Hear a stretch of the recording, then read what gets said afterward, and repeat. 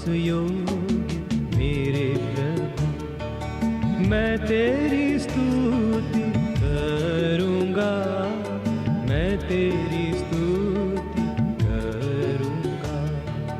विश्वास योग्य मेरे प्रभु, मैं तेरी स्तुति करूँगा, मैं तेरी स्तुति करूँगा।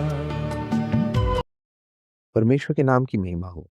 क्या आपने कभी सोचा है कि आपके जीवन का सच्चा आधार क्या है? हम अक्सर अपनी पहचान, सुरक्षा और भविष्य को अपनी उपलब्धियों, रिश्तों या धन पर आधारित करते हैं। लेकिन इन सब के होने के बावजूद हम अक्सर परमेश्वर से दूर महसूस करते हैं, अपने पापों के बोझ के तले दबे रहते हैं या जीवन के गहरे अर्थ की तलाश में फिरते रहते हैं।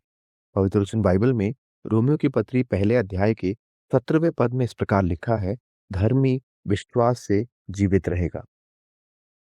ये पद हमें बताता है कि हमारे सृष्टिकर्ता परमेश्वर के साथ एक सच्चे रिश्ते में आना ही हमारे जीवन का असली आधार है।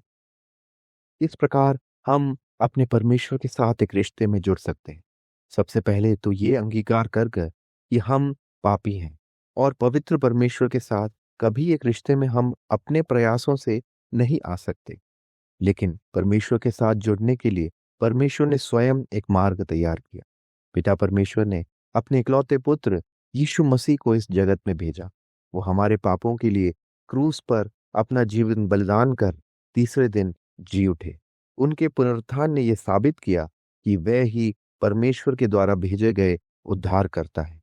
जब हम प्रभु यीशु मसीह पर विश्वास करते हैं तो हम स्वीकार करते हैं कि हम अपनी कोशिशों से परमेश्वर के सामने धर्मी नहीं बन सकते और केवल प्रभु यीशु मसीह में विश्वास कर पापों की क्षमा प्राप्त करके हम धर्मी ठहराए जाते हैं। एक ऐसा जीवन जैसे हमने कोई पाप किया ही ना हो।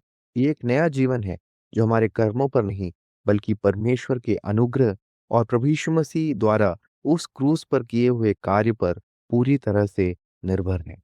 परमेश्वर आपको इस विश्वास के माध्यम से धर्मी ठहराने और आपको एक नया जीवन देने के लिए बुला रहे हैं। क्या आप इस निमंत्रण को स्वीकार करेंगे?